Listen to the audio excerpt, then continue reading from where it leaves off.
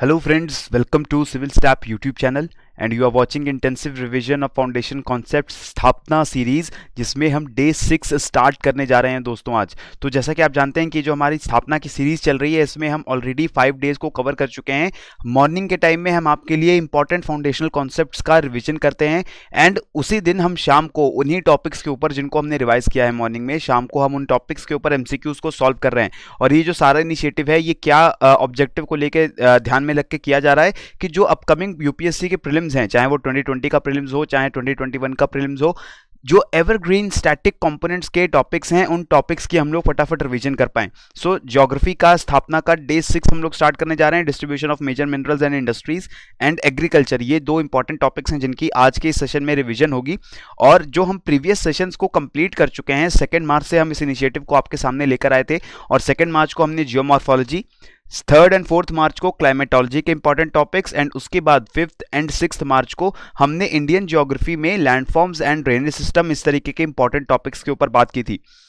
आप लोगों ने शाम को इन सभी टॉपिक्स के ऊपर मेरे साथ MCQs को भी सॉल्व किया है, जहां पे आपकी परफॉर्मेंस भी बहुत ही अच्छी रही, बहुत अच्छी परफॉर्मेंस रही। सो आज हम सेशन स्टार्ट करने जा रहे हैं। हम 7th मार्च की बात करेंगे, distribution of major minerals and industries and agriculture. ठीक है, तो इन टॉपिक्स के ऊपर के हम अपनी रिविजन को स्टार्ट करेंगे। विदाउट एनी फर्दर डिले हम रिविजन स्टार्ट करते हैं, ताकि आज शाम को जो हम 8 बजे फिर से एक प्रयास का सेशन लेने वाले हैं, इन्हीं टॉपिक्स के ऊपर MCQs को सॉल्व करने वाले हैं, फिर हम उन शाम के सेशन के लिए रेडी भी हो सकते हैं।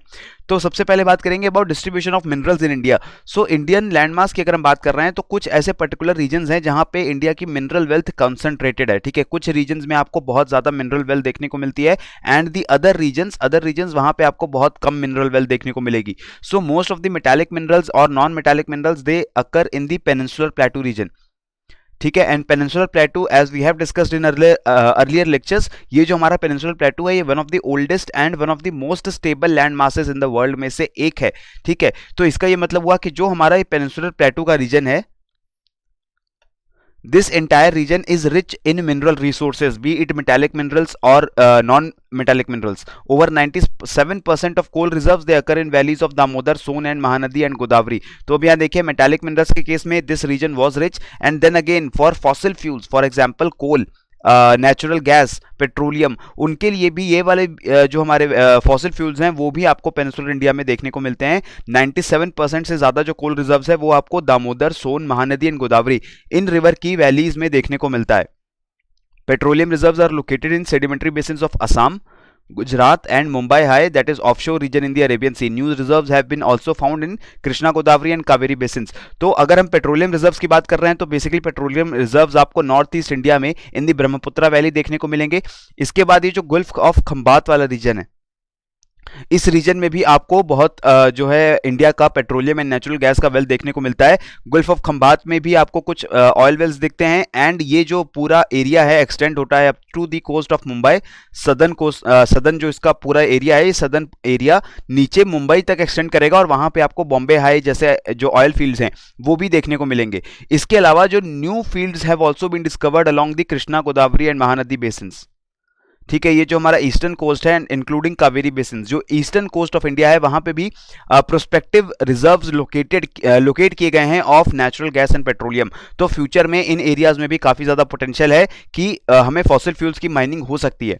अगर मैं एक जनरल ओवरव्यू बता रहा हूं, इसको आपको रिवाइज करना है तो फटाफट क्या रिवाइज करना है, इंडिया का जो ईस्टर्न पोर्शन है especially in the peninsular plateau, ये जो ईस्टर्न पोर्शन है including the states of Madhya Pradesh, Chhattisgarh, Odisha, Jharkhand, West Bengal, then south में आएंगे आंध्र प्रदेश, तेलंगाना, महाराष्ट्र, ये जो आपका पूरा रीजन है काफी ज्यादा मिनरल वेल्थ से रिच रीजन है।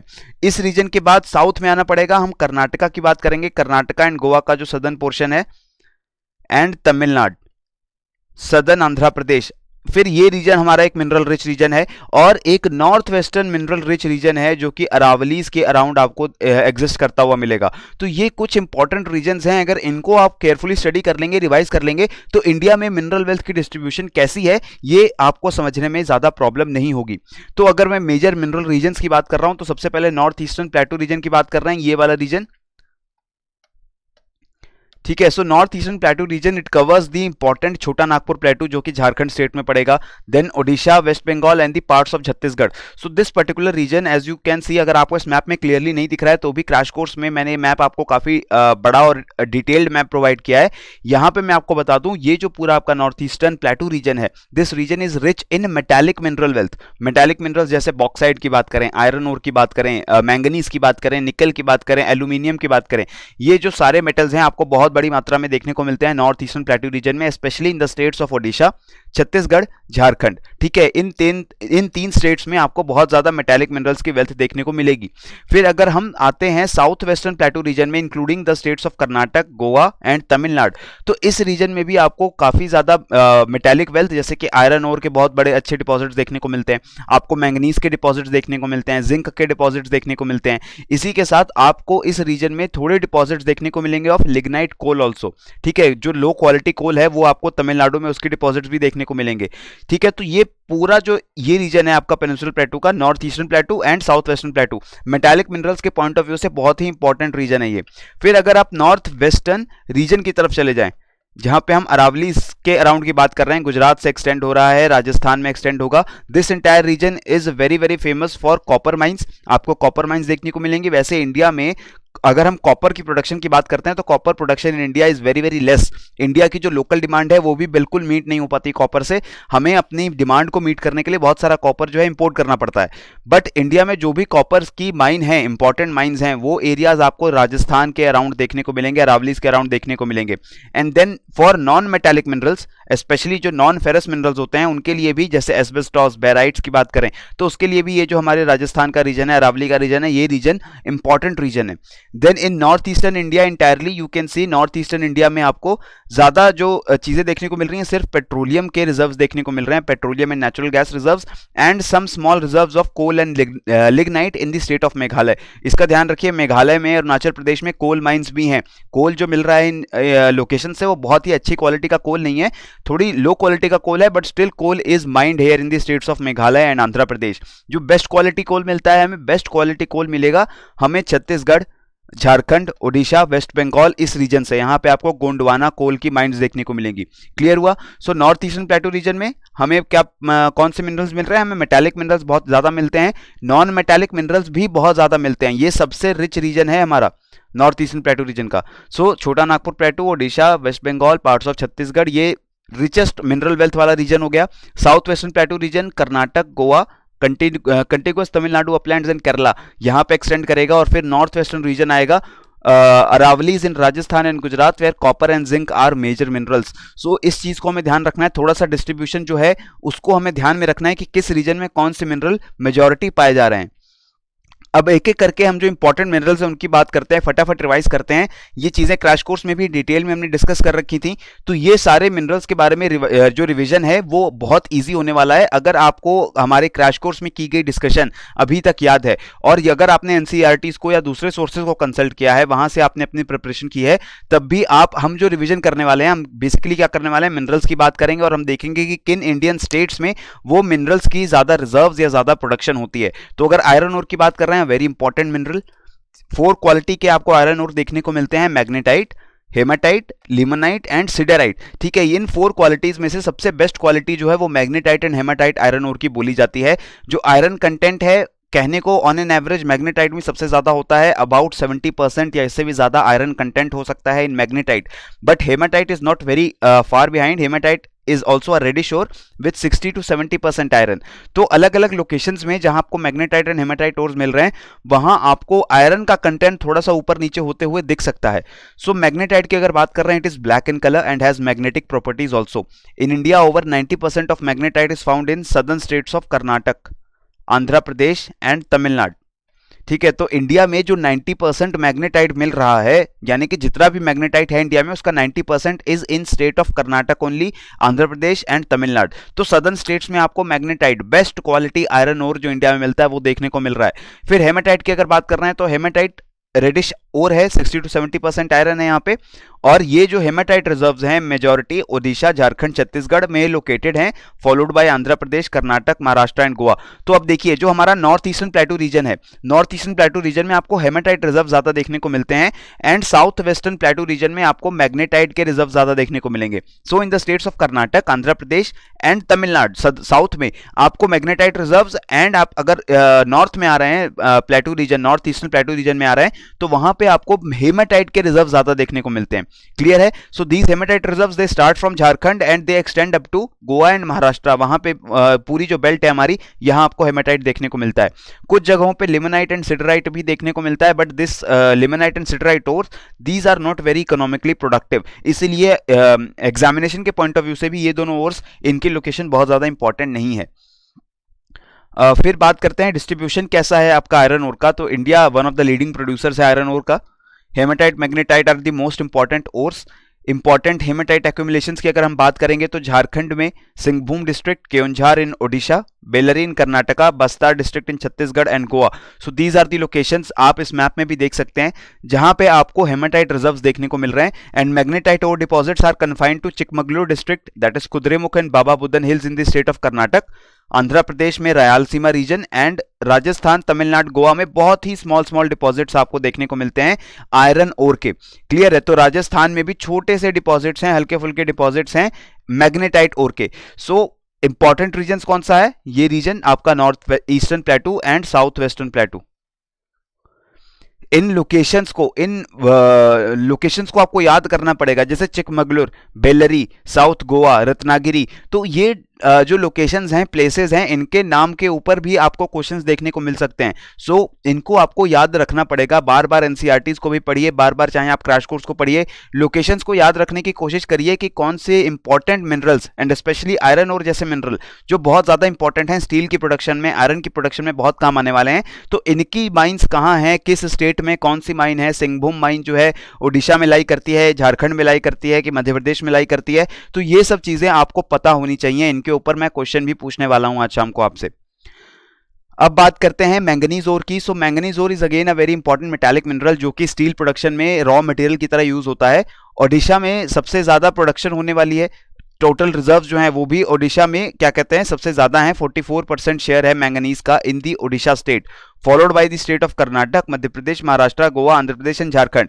तो एक चीज मैं और बता दूं दोस्तों, आपको ये याद रखने की जरूरत नहीं है कि ऑर्डर क्या है स्टेट्स का अलग अलग मिनरल्स की प्रोडक्शन में। मतलब अगर मैं आपको बोल रहा हूं मैंगनीज प्रोडक्शन है, मैंगनीज के रिजर्व्स हैं ओडिशा में सबसे ज्यादा हैं, उसके बाद कर्नाटक है, उसके बाद मध्य प्रदेश है, ऐसे ऑर्डर जो है ये ऑर्डर आपको मिनरल्स का याद रखने की जरूरत नहीं है।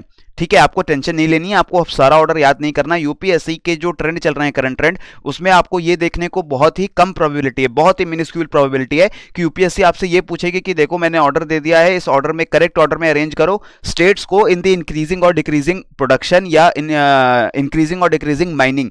तो ऑर्डर आपको नहीं याद रखना, लेकिन लार्जेस्ट स्टेट क्या है, लार्जेस्ट जो वो मिनरल है सबसे ज्यादा किस रीजन में मिलता है, ये आपको जरूर पता होना चाहिए। मतलब अगर मैं आपसे ये बोलूं कि जो कोल है, कोल हमें सबसे ज्यादा मिलता है उत्तर प्रदेश में, कोल हमें सबसे ज्यादा मिलता है पंजाब में, तो ये स्टेटमेंट गलत है, ये आपको पता होना चाहिए।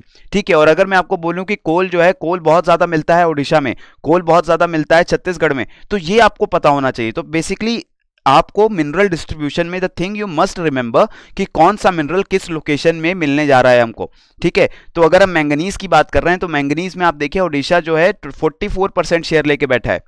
Now 44% share is a very big chunk, यानी कि about half of the production is coming from the state of Odisha. तो ऐसी चीजें आपको याद रखनी पड़ेंगी।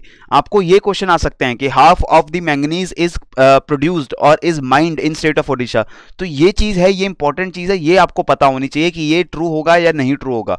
ठीक है, आपसे बिल्कुल कोई इतना डिफरेंस नहीं पूछेगा कि मध्य प्रदेश में 12% है, गोवा में 7% है, महाराष्ट्र में 7% है, तो आप इसको ऑर्डर करेक्ट लिस्ट करके बताओ, तो ये आपसे कोई नहीं पूछने वाला है।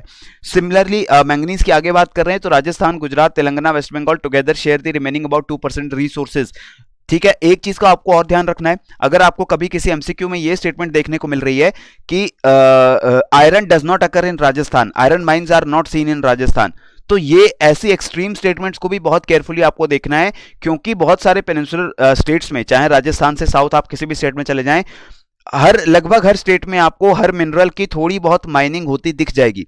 ठीक है, थोड़ी बहुत माइनिंग होती दिख जाएगी। कोल जो है वो मध्य प्रदेश से लेके महाराष्ट्र, कर्नाटक, केरला, तमिलनाडु, आंध्र प्रदेश, तेलंगाना, हर जगह कोल माइन हो रहा है। तो ये एक्सट्रीम स्टेटमेंट अगर बन रही होगी तो उसको बहुत ही ध्यान से सॉल्व करना है। इसमें मोस्टली नॉर्थ इंडिया में जो प्लेन एरियाज हैं और हिमाचल स्टेट्स हैं वही जाके फंसने वाले हैं। वहां पे आप श्योरिटी से बोल भी पाएंगे कि कोल की माइनिंग होती है या नहीं होती है, लेकिन एक पूरे स्टेट में कोई एक मिनरल की माइन ही नहीं है, ये काफी ज्यादा इंप्रोबेबल होगा। मैं अभी से आपको बता रहा हूं। अब हम एल्यूमिनियम की बात कर रहे हैं। एल्यूमिनियम में अगेन आपको क्या याद रखना है, ओडिशा। ओडिशा टॉप पे आएगा फिर से, मैंगनीज में नंबर 1 है, एल्यूमिनियम में नंबर 1 है ओडिशा। तो स्टेट्स की अगर बात कर रहे हैं, Odisha accounts for about half of the production. ठीक है, जो भी बॉक्साइट का प्रोडक्शन हो रहा है, ओडिशा आधी प्रोडक्शन ओडिशा के थ्रू हो रही है। उसके बाद आंध्र प्रदेश, गुजरात, झारखंड, महाराष्ट्र। ये ऑर्डर आप मत याद रखिए कि क्या करेक्ट ऑर्डर है, लेकिन इन स्टेट्स को जरूर याद रखिए कि यहां पे बॉक्साइट की प्रोडक्शन होने लग रही है। आंध्र प्रदेश में हो रही है, गुजरात में हो रही है, झारखंड, महाराष्ट्र, मध्य प्रदेश, छत्तीसगढ़। ठीक है, तो major bauxite resources are concentrated in the east coast bauxite deposits in Odisha and Andhra Pradesh. तो जो ये आपके ईस्ट कोस्ट में बॉक्साइट्स के डिपॉजिट्स हैं, यहां पे आपको सबसे ज्यादा वैल्यू दिखने वाली है बॉक्साइट डिपॉजिट, बॉक्साइट की यानी एल्यूमिनियम की। तो एल्यूमिनियम प्रोडक्शन के मामले में ये रीजन हमारा ज्यादा इंपॉर्टेंट है। और उसके बाद सीधा वेस्टर्न कोस्ट में हम गुजरात एंड महाराष्ट्र की बात करेंगे। क्लियर है? तो इस तरीके से बॉक्साइट का डिस्ट्रीब्यूशन हो गया। अब बात करते हैं कॉपर के डिस्ट्रीब्यूशन की। And I have told you कि कॉपर के प्रोडक्शन के मामले में India is not self sufficient. India is critically deficient for copper production. Copper एक बहुत इंपॉर्टेंट मेटल है जो कि इलेक्ट्रिकल इंडस्ट्री में बहुत ज्यादा यूज आता है। लेकिन India being such a rich democracy, such a rich economy, India में कॉपर की कमी है और ये इंडिया की इकोनॉमी के लिए एक बहुत ही जो है प्रॉब्लमेटिक चीज है। इसको पूरा करने के लिए हम कॉपर का बहुत ज्यादा इंपोर्ट करते हैं, क्योंकि इंडिया में डोमेस्टिक कॉपर जो है वो प्रोड्यूस नहीं हो पाता। कॉपर के बहुत ज्यादा रिजर्व्स नहीं है। अगर रिजर्व्स हैं इंडिया में तो कहां है? राजस्थान में। Again more than 50%, more than 50% of copper हमें कहां मिलेगा? राजस्थान में। आप देख सकते हैं रावली हिल्स के अराउंड आपको बहुत सारी माइंस दिख रही हैं, झुंझुनू से लेकर उदयपुर तक, डूंगरपुर से लेकर अलवर तक। तो सबसे ज्यादा कॉपर आपको कहां मिलेगा? राजस्थान में मिल रहा है। But still it is not enough for the entire India. Followed by Jharkhand है, देन मध्य प्रदेश है। तो Jharkhand, Madhya Pradesh and Rajasthan, in 3 states में आपको कॉपर की प्रोडक्शन दिख रही है। बाकी आप देख रहे हैं किसी स्टेट में कॉपर का प्रोडक्शन नहीं हो रहा है ज्यादा। This is the reason why India is not very self sufficient in the copper production. छोटे मोटे कॉपर रिजर्व्स कहां लोकेटेड हैं? आंध्र प्रदेश, गुजरात, हरियाणा, कर्नाटक, महाराष्ट्र, मेघालय। अब देखिए ये बहुत सारे स्टेट्स हैं। अब मैं आपको अगेन बता रहा हूं, अब आप इन स्टेट्स को चक्कर में मत पड़िए। अगर आपको ये स्टेट्स अभी तक याद नहीं है, कोई बात नहीं, प्लीज जो नजदीक आ रहे हैं तो इसमें आपको ये नहीं करना कि आप हर स्टेट याद करने बैठे कि माइनर प्रोड्यूसर कौन से हैं। माइनर प्रोड्यूसर अगर आपको ये पता लग जाए कि इस पर्टिकुलर स्टेट में आपको बहुत ज्यादा मिनरल्स मिलते हैं, तो आप मान के चल सकते हैं कि ये स्टेट जो है वो पर्टिकुलर मिनरल का माइनर प्रोड्यूसर होगा। जैसे अगर मैं बात कर रहा हूं कि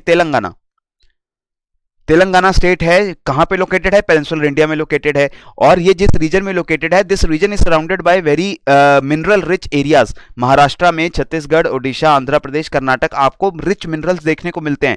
सो कल को अगर क्वेश्चन ऐसा आता है कि तेलंगाना में क्या कॉपर की प्रोडक्शन नहीं होती, क्या तेलंगाना में कॉपर 0 प्रोडक्शन होती है, तो ऐसी स्टेटमेंट, ये स्टेटमेंट गलत होगी। इसके ज्यादा चांसेस हैं, बिकॉज कॉपर की प्रोडक्शन 0 होती है तेलंगाना में, ये बहुत बड़ी बात है। अगर किसी स्टेट में 0 प्रोडक्शन ऑफ कॉपर हो रहा है तो वो अलग चीज होगी। जैसे अगर मैं असम की बात करूं तो यहां पे मैं समझ सकता हूं कि हो सकता है 0 प्रोडक्शन कॉपर का हो रहा हो, बिकॉज कॉपर जो है इंडिया में पहले तो बात ज्यादा नहीं मिलता, और ये जो एरिया है ये भी पेनिनसुलर प्लेटू का हिस्सा नहीं है।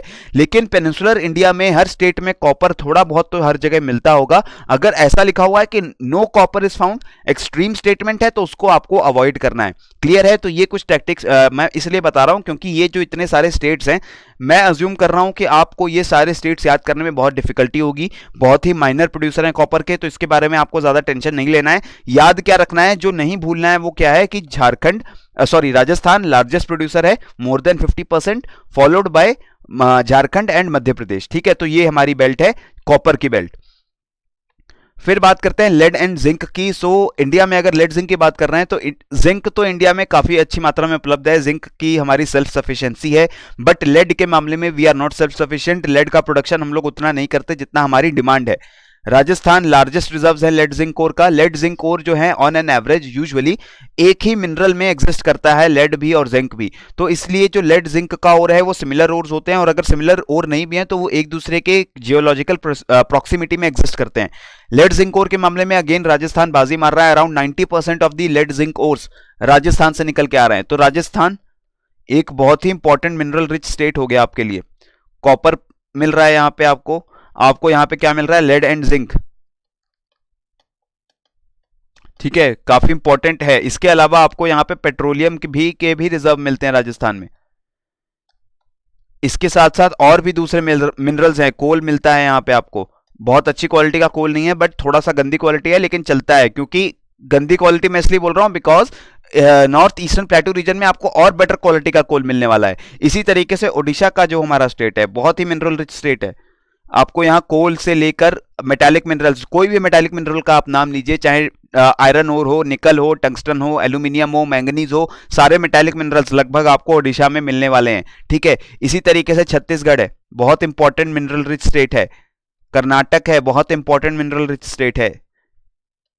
ठीक है, तो इस तरीके से आपको ये स्टेट्स अगर आप पढ़ लेंगे ना, इनके बारे में अगर आप पढ़ लेंगे कि ये मिनरल्स आपको किस स्टेट में मिल रहे हैं, अपने रूम में आपने एक मैप लगाइए, इंडिया का बड़ा सा फिजिकल मैप लगाइए, स्टेट्स में छोटे छोटे पेन से या किसी मार्कर से हर स्टेट में लिख लीजिए कि कौन सा मिनरल वहां मिलने वाला है। इससे भी आपको जो है स्टेट्स एंड मिनरल इसको एसोसिएट करने में हेल्प होगी।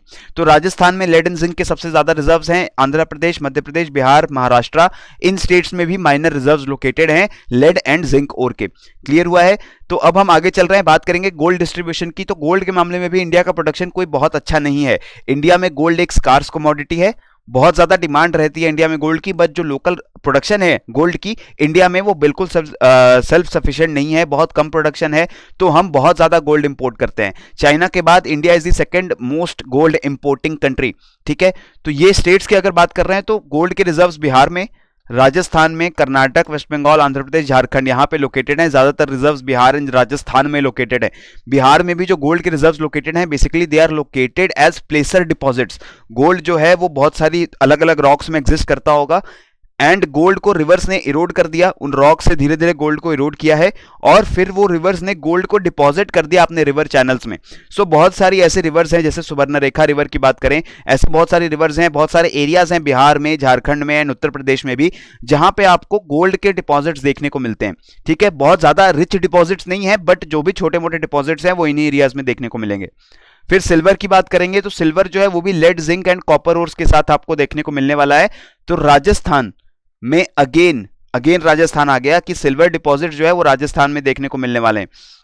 अब यहां पे आप एक छोटी चीज देख रहे हैं, फेरस मिनरल्स। फेरस मिनरल्स मतलब आयरन, निकल, मैंगनीज। ये फेरस मिनरल्स के मामले में ओडिशा एंड कर्नाटका एंड गोवा ऐसे स्टेट्स बाजी मार रहे थे, ज्यादा रिजर्व्स वहां लोकेटेड थे।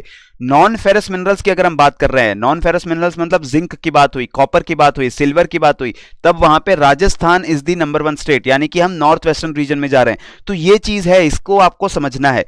सिल्वर डिस्ट्रीब्यूशन जो है वो भी आपको राजस्थान में ज्यादा देखने को मिलती है। भराक डिपॉजिट्स एग्जिस्ट करते हैं राजस्थान में, यहां पे ही आपको सिल्वर की सबसे ज्यादा मात्रा देखने को मिलेगी। अबाउट 87% ऑफ रिजर्व्स रहते हैं ओर के टर्म्स में। इसके बाद झारखंड, आंध्र प्रदेश एंड कर्नाटका, यहां भी आपको थोड़े रिजर्व्स देखने को मिलते हैं सिल्वर के, but most of them they are located in the state of Rajasthan.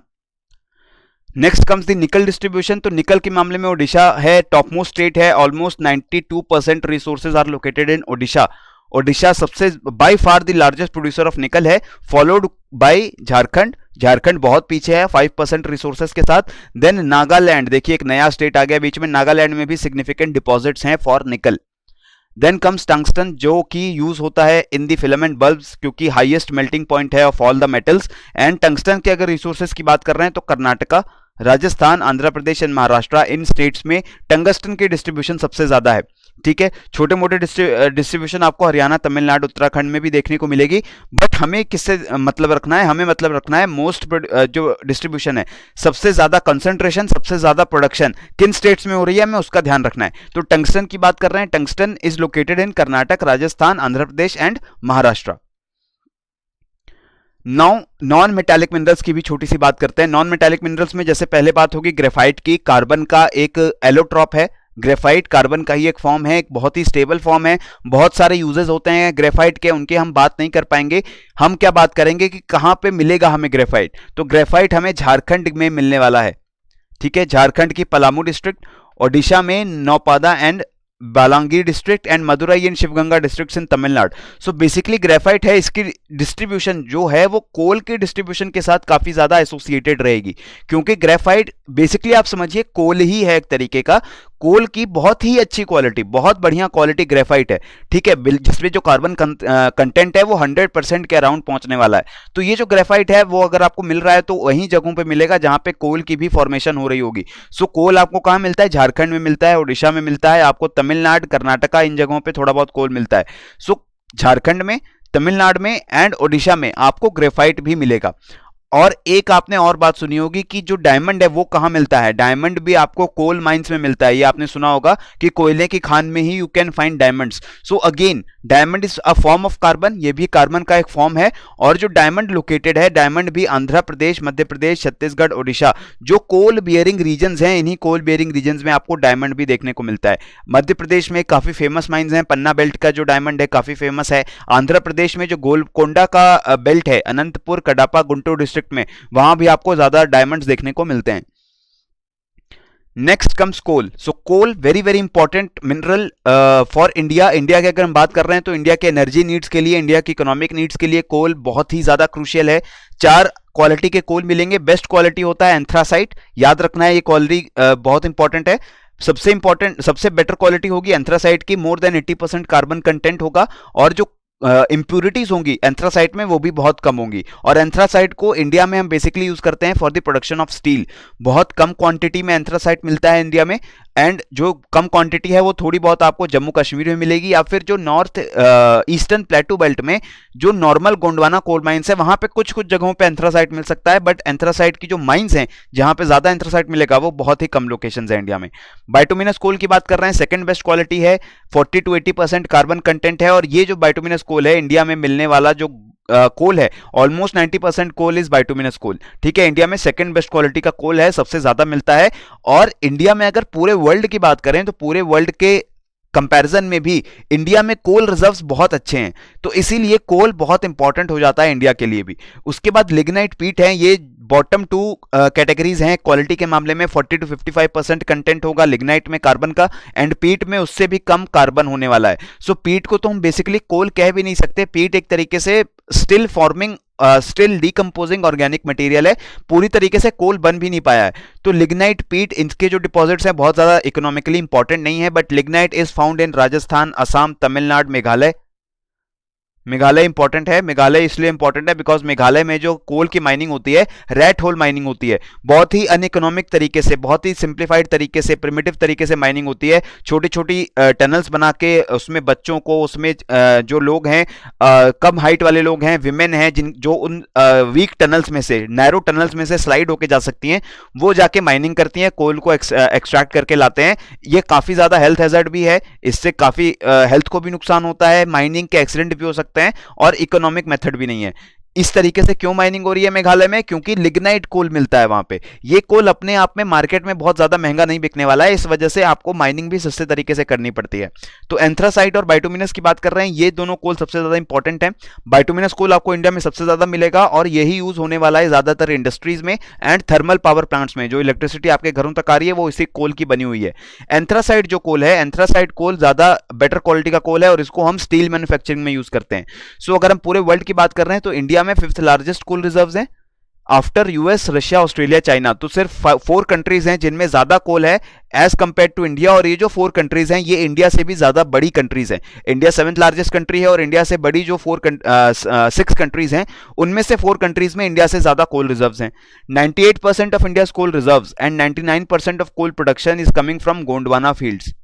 Gondwana fields का मतलब ये वो फील्ड्स हैं, गोंडवाना एक एज है, ठीक है, जियोलॉजिकल एज है, आज से कुछ मिलियन ईयर्स पहले की एज है, उसको हम बोल रहे हैं गोंडवाना। कितनी मिलियन ईयर्स है उसको आपको ध्यान नहीं रखना है, लेकिन आपको क्या पता होना चाहिए, गोंडवाना एक एज थी जहां पे ये कोल की फॉर्मेशन स्टार्ट हुई, और इस कोल को आज हम यूज कर रहे हैं। ठीक है, तो हम जो कोल एक्सट्रैक्ट कर रहे हैं वो गोंडवाना कोल इसलिए है because it was formed in the Gondwana age. Gondwana coal कहां मिलेगा आपको, ये इस मैप में आप देख सकते हैं, जो नॉर्थ ईस्टर्न प्लेटू में बेल्ट है around Chhattisgarh, Jharkhand, Odisha, West Bengal, Madhya Pradesh, Chhattisgarh, Telangana, Andhra Pradesh and smaller belts in Tamil Nadu, Rajasthan and Jammu and Kashmir. ठीक है, तो झारखंड में झारिया, धनबाद, पलाऊ, राजमहल इंपॉर्टेंट माइंस हैं। ओडिशा में संबलपुर, ढेनकनाल, सुंदरगढ़, ये माइंस जो हैं पहले तो यूपीएससी इनके ऊपर क्वेश्चंस पूछते थे कि कौन सी माइन के स्टेट में लोकेटेड है या कौन सी माइन में कौन सा मिनरल माइन किया जाता है। आजकल कुछ सालों से ये क्वेश्चंस नहीं आ रहे हैं, माइंस के ऊपर बेसिक क्वेश्चंस नहीं आ रहे हैं, स्टेट के ऊपर क्वेश्चन आ रहे हैं कि कौन से स्टेट में कौन सा मिनरल मिलता है। सो ओडिशा, छत्तीसगढ़, वेस्ट बंगाल, मध्य प्रदेश, तेलंगाना, आंध्र प्रदेश, इन जगहों पर आपको ज्यादातर गोंडवाना कोल के फील्ड्स देखने को मिलेंगे। क्लियर है। और बात कर रहे हैं टर्शियरी कोल की, तो गोंडवाना कोल अभी हमने देखा कि 98% रिजर्व जो है वो गोंडवाना कोल के हैं। ये डार्क कलर्ड जो मटेरियल है, डार्क कलर जो मैप में एरिया दिख रहा है, ये आपको है गोंडवाना कोल। लेकिन फिर आती है टर्शियरी एज, जो थोड़ी रीसेंट एज है। रीसेंट एज है गोंडवाना कोल के, काफी सालों बाद टर्शियरी एज स्टार्ट हुई। जो कोल टर्शियरी एज में फॉर्म हुआ है वो कोल की क्वालिटी थोड़ी कम है बिकॉज उसको फॉर्मेशन के लिए कम टाइम मिला है। किन जगहों पर मिल रहा है tertiary coal? Assam, Meghalaya, Arunachal Pradesh, Nagaland, Himalayan foothills of Darjeeling, west Bengal and J and K. जो आंध्र प्रदेश में, मेघालय में और सिक्किम, वेस्ट बंगाल के एरियाज में आपको टर्शियरी कोल देखने को मिलता है which has a lower quality as compare to the Gondwana coal. फिर लास्ट में आता है लिग्नाइट कोल, जो सबसे कम क्वालिटी का मिलने वाला कोल है Tamil Nadu, Puducherry, Kerala, Gujarat and Rajasthan and some parts of Jammu and Kashmir. और आप देखिए जम्मू एंड कश्मीर के ही कुछ पार्ट्स में हमें एंथ्रासाइट यानी बेस्ट क्वालिटी कोल भी मिलता है। तो लिग्नाइट एंड एंथ्रासाइट दोनों के डिपॉजिट्स आपको मिलने वाले हैं in the Jammu and Kashmir region. Next comes petroleum and mineral oil. इसकी बात करते हैं, पेट्रोलियम कैसे फॉर्म हो रहा है ये मैं आपको दोबारा से डिस्कस करके नहीं बताने वाला हूं। ये चीज हमने क्रैश कोर्स में डिटेल में इसके बारे में बात की थी कि पेट्रोलियम या मिनरल ऑयल किस तरीके से फॉर्म करता है, क्या बेसिक डिफरेंसेस होते हैं between coal formation and petroleum और मिनरल ऑयल फॉर्मेशन। तो बेसिक एक तो डिफरेंस है, मरीन ऑर्गेनिजम्स का बना होगा पेट्रोलियम या मिनरल ऑयल। मरीन ऑर्गेनिजम्स के रिमेन से आपको मिलेगा petroleum and mineral oil, and terrestrial organisms के रिमेन से बनता है कोल। तो पेट्रोलियम की अगर हम बात कर रहे हैं तो 90 to 95% हाइड्रोकार्बन्स का बना होगा और बाकी जो 5 to 10% कंपाउंड्स हैं वो ऑक्सीजन, नाइट्रोजन एंड सल्फर की इंप्यूरिटीज होने वाली हैं। सेडिमेंट्री रॉक्स के बीच में आपको मिलता है पेट्रोलियम एंड मिनरल ऑयल, इसीलिए जो भी हम बोलते हैं ऑयल वेल्स हैं तो वो oil wells basically sedimentary rocks के बने हुए वेल्स हैं। एंड इन सेडिमेंट्री रॉक्स के बीच में जाके ट्रैप हो गया है पेट्रोलियम या मिनरल ऑयल। किन रीजन्स में, किन कंट्रीज में सबसे ज्यादा मिलता है? तो Venezuela, Arabian peninsula, Canada, Persian Gulf and USA, इन रीजन्स में सबसे ज्यादा रिजर्व्स लोकेटेड हैं पेट्रोलियम मिनरल ऑयल के। और USA, Saudi Arabia, Russia, Canada, they are leading producers. तो ये कंट्रीज हैं जो सबसे ज्यादा पेट्रोलियम मिनरल ऑयल को प्रोड्यूस करने वाली हैं वर्ल्ड में। अगर हम इंडिया में बात कर रहे हैं तो इंडिया में डोमेस्टिक रिजर्व्स बहुत ही वीक हैं। इंडिया की डोमेस्टिक डिमांड को भी सेटिस्फाई करने के लिए बहुत कम रिजर्व्स हैं हमारे पास पेट्रोलियम के। दो तरीके के रिजर्व हैं, ऑन शोर फील्ड्स एंड ऑफ शोर फील्ड्स। ऑन शोर फील्ड्स का मतलब वो फील्ड जो इंडिया के लैंड मास पे लोकेटेड है। जैसे नॉर्थ ईस्टर्न इंडिया में जो ब्रह्मपुत्रा की वैली है इसकी बात करें, ओल्डेस्ट जो हमें वेल्स मिले थे ऑयल के वो हमें नॉर्थ ईस्ट इंडिया में मिले थे कॉलोनियल टाइम्स में। ब्रिटिशर्स ने उनको वहां पे माइन करना स्टार्ट कर दिया, जबकि उससे पहले से लोग थोड़ी थोड़े तरीके से इंडिजिनस प्रिमिटिव तरीकों से ऑयल को वहां से माइन कर रहे थे। तो ब्रह्मपुत्रा वैली में नॉर्थ ईस्ट इंडिया में ओल्डेस्ट ऑयल प्रोड्यूसिंग रीजन है। दिग्बोई ऑयल फील्ड जो कि असम में लोकेटेड है, ओल्डेस्ट ऑयल फील्ड है इंडिया का। फिर राजस्थान में हमें ऑयल देखने को मिलता है, नॉर्थ ईस्ट में है, फिर नॉर्थ वेस्ट में है। ठीक है, ऑयल कहां मिल रहा है? नॉर्थ ईस्ट के ब्रह्मपुत्रा वैली में, फिर राजस्थान के बाड़मेर डिस्ट्रिक्ट में। यहां पे largest on shore oil producing region मिल रहा है आपको। यानी कि जो राजस्थान, आप देखिए राजस्थान क्या क्या प्रोड्यूस कर रहा है। राजस्थान कॉपर प्रोड्यूस कर रहा है, राजस्थान प्रोड्यूस कर रहा है वहां पे जो है मेटालिक मिनरल्स के साथ साथ नॉन मेटालिक मिनरल्स उनकी भी प्रोडक्शन हो रही है, जिंक की प्रोडक्शन हो रही है, सिल्वर की प्रोडक्शन हो रही है, और राजस्थान में पेट्रोलियम की भी प्रोडक्शन हो रही है, अच्छी खासी प्रोडक्शन हो रही है। गुजरात में भी आपको ऑयल के फील्ड्स देखने को मिलते हैं, अंकलेश्वर, खंभात, अहमदाबाद, बरकोल एंड सानंद, यहां पे आपको देखने को मिलेंगे ऑयल के फील्ड्स। आप देखिए ये जो पूरा शेडेड रीजन है, दिस एंटायर रीजन शोज कि यहां पे पेट्रोलियम या नेचुरल गैस के फील्ड्स हैं। इसी तरीके से ऑफ शोर फील्ड्स हैं जो दोनों ईस्टर्न एंड वेस्टर्न कोस्ट पे लोकेटेड होंगे। अगर हम वेस्टर्न कोस्ट की बात कर रहे हैं तो मुंबई हाई, बेसिन, अलियाबेट, ये जो आपका रीजन है, इस रीजन में आपको बहुत सारे ऑयल फील्ड्स देखने को मिलते हैं। ये जो ऑयल फील्ड्स हैं इंडिया के ही कॉन्टिनेंटल शेल्फ पे लोकेटेड हैं। ठीक है, कॉन्टिनेंटल शेल्फ क्या होता है ये भी मैंने आपको बताया था जब हमने क्रैश कोर्स में बात की थी ओशनोग्राफी के चैप्टर में, कि डिफरेंट ओशनिक लैंडफॉर्म्स क्या होते हैं, तो वहां पे हमने देखा था कॉन्टिनेंटल शेल्फ क्या होता है, और इंडिया का जो कॉन्टिनेंटल शेल्फ है इसी में लोकेटेड है ये offshore oil fields. Eastern coast पे भी जो कृष्णा गोदावरी एंड कावेरी रिवर्स का डेल्टा रीजन है, इवन महानदी, इस डेल्टेक रीजन में बोला जा रहा है, प्रोस्पेक्ट भी किया जा रहा है, सर्वे किए जा रहे हैं कि यहां पे हमें पेट्रोलियम के और मिनरल ऑयल के रिजर्व्स देखने को मिल सकते हैं। फिर बात आती है पेट्रोलियम रिफाइनरीज की। तो पेट्रोलियम रिफाइनरीज बेसिकली क्या है, जहां पे क्रूड ऑयल, क्रूड पेट्रोलियम को रिफाइन करके हम अलग अलग कॉन्स्टिट्यूएंट्स को सेपरेट करते हैं so that we can use them. For example petrol manufacturing, diesel manufacturing, naphthalene manufacturing. जो प्लास्टिक्स हम यूज कर रहे हैं, तो प्लास्टिक्स जिस पॉलीमर के बने हुए हैं तो वो भी कहां से आ रहा है, पेट्रोलियम से आ रहा है। जो फर्टिलाइजर्स हम बना रहे हैं, वो फर्टिलाइजर्स के लिए जो रॉ मटेरियल हमें नाइट्रोजन चाहिए, हाइड्रोजन चाहिए, वो कहां से आ रहा है, वो हमें फॉसिल फ्यूल्स यानी पेट्रोलियम या नेचुरल गैस को रिफाइंड करने के बाद मिलता है। सो ये काम होगा ऑयल रिफाइनरीज में। एंड इंडिया में ऑयल रिफाइनरिंग इंडस्ट्री बहुत बड़ी इंडस्ट्री है, वर्ल्ड की सबसे बड़ी ऑयल रिफाइनरी भी इंडिया में लोकेटेड है जामनगर में। ठीक है, जामनगर इन गुजरात, वहां पे वर्ल्ड की सबसे बड़ी प्राइवेट ऑयल रिफाइनरी लोकेटेड है। And first oil refinery Digboi में लोकेटेड हुई थी, क्योंकि सबसे पहले ऑयल फील्ड भी जो इंडिया में है वो ऑयल दिग्बोई में बनाया गया था, और इसीलिए सबसे पहली रिफाइनरी 1901 में दिग्बोई में लेके आई गई थी। India today has a very vibrant economy जो रिफाइनिंग इंडस्ट्री के ऊपर बेस्ड है। Middle east, Europe, south east Asia को हम रिफाइंड प्रोडक्ट्स जो हैं एक्सपोर्ट करते हैं। मिडल ईस्ट से हम क्रूड पेट्रोलियम को इंपोर्ट करते हैं, उस क्रूड पेट्रोलियम को रिफाइन करते हैं इंडिया में, उससे अलग अलग प्रोडक्ट्स को मैन्युफैक्चर करते हैं, और उसके बाद वो फिनिश प्रोडक्ट्स हम दोबारा दूसरी कंट्रीज को एक्सपोर्ट कर देते हैं। नेक्स्ट बात करते हैं नेचुरल गैस की, जो कि methane and ethane primarily in दो गैसेस की बनी होती है। यहां पे एक चीज देखिए, एक गैस होती है पेट्रोलियम गैस।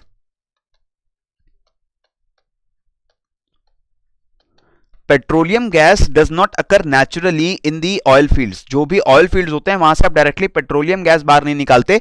पेट्रोलियम गैस यानी जो आप अपने किचन में एलपीजी यूज कर रहे हैं, वो वाली जो गैस है, क्रूड ऑयल को रिफाइन करने के बाद पेट्रोलियम गैस बनती है। ठीक है, क्रूड ऑयल से रिफाइनिंग किया, पेट्रोलियम गैस बना। Natural gas it actually exists naturally, इसको हम डायरेक्टली भी माइन कर सकते हैं, क्योंकि ये लाइटर ऑर्गेनिक कंपाउंड्स की बनी होती है। मेथेन एंड एथेन जैसे कंपाउंड्स की मिक्सचर होती है, और भी दूसरे कंपाउंड्स होते हैं, but primarily most of the concentration is with methane and ethane.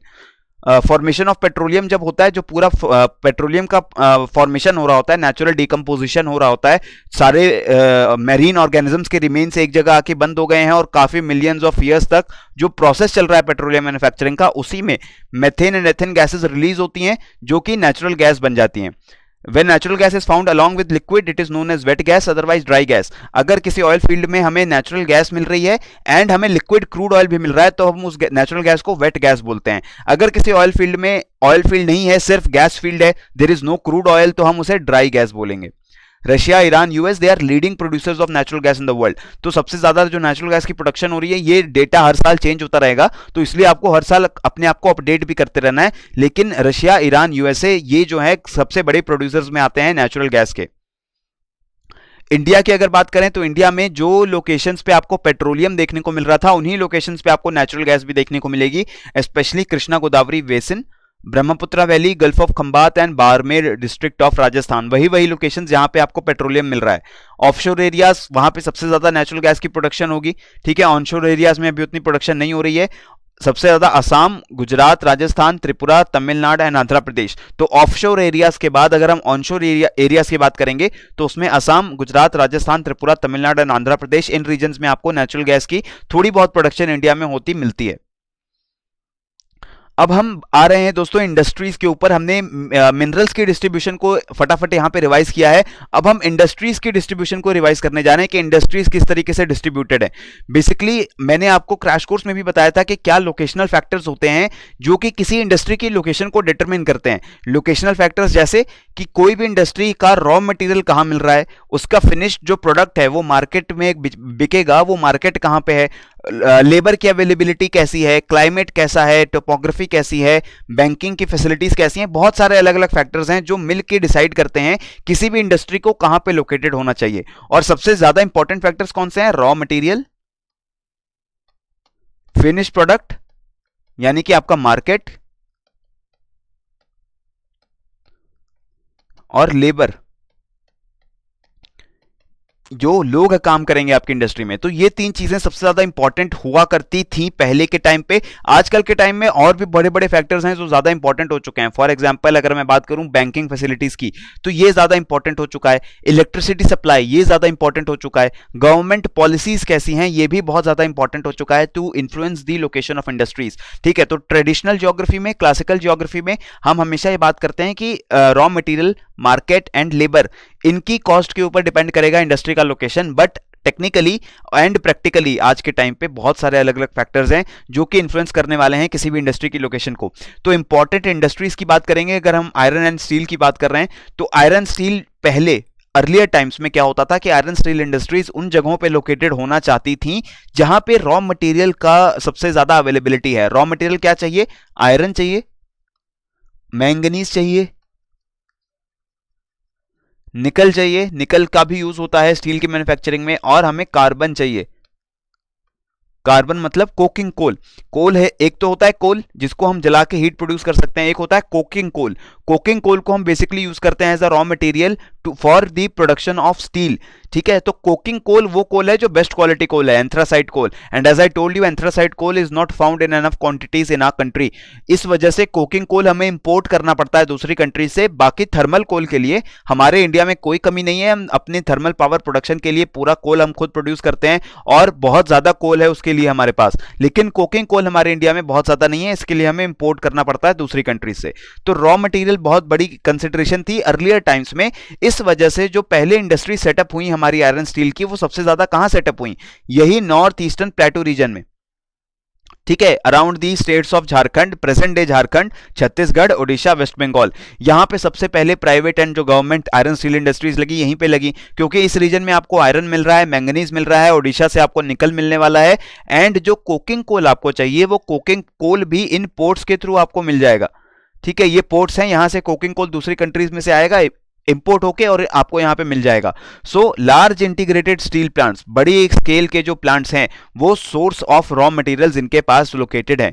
Then markets की बात करते हैं। नियरनेस टू मार्केट अब दूसरे कंसिडरेशन है, जो छोटे स्केल पे ऑपरेट करने वाले प्लांट हैं, जो बहुत ज्यादा प्रोडक्शन नहीं करेंगे, बहुत ज्यादा रॉ मटेरियल की उनको रिक्वायरमेंट नहीं रहेगी, लेकिन उनके लिए रिक्वायरमेंट सबसे ज्यादा इंपॉर्टेंट क्या है कि मार्केट के करीब लोकेटेड रहे हम, so that whatever product we are producing, हम जो भी आयरन या स्टील हम प्रोड्यूस कर रहे हैं, वो फटाफट हम दूसरी इंडस्ट्रीज को सप्लाई कर सकें। जैसे पास में कोई ऑटोमोबाइल इंडस्ट्री लोकेटेड है जिसको कार्स की मैन्युफैक्चरिंग करनी है और आयरन एंड स्टील चाहिए, तो ऐसे इंडस्ट्रीज के पास जाके मैं एक मिनी स्टील प्लांट सेटअप कर दूं, सो that what ever steel I am producing, ये सारा स्टील वो कार मैन्युफैक्चरिंग इंडस्ट्री खरीद ले। कोई बिल्डिंग मैन्युफैक्चरिंग हो रही है तो वहां मैं एक मिनी स्टील प्लांट लगा दूं किसी बड़े सिटी के पास, so that whatever construction is happening in that city, उसके लिए स्टील मैं प्रोवाइड कर सकूं। सो नियरनेस टू मार्केट्स की वजह से भी बहुत सारे जो स्मॉल स्टील प्लांट्स हैं वो पास चले गए हैं मार्केट्स के, और किसके पास चले गए हैं? इंपोर्ट एक्सपोर्ट फैसिलिटी के पास, यानी कि पोर्ट्स के पास। जैसे विशाखापट्टनम स्टील प्लांट, वो पोर्ट के पास लोकेटेड है, तो क्या डबल फायदा हो रहा है? जो कोकिंग कोल आ रहा है दूसरी कंट्री से वो भी हमें जल्दी मिल जाएगा विशाखापट्टनम पोर्ट से,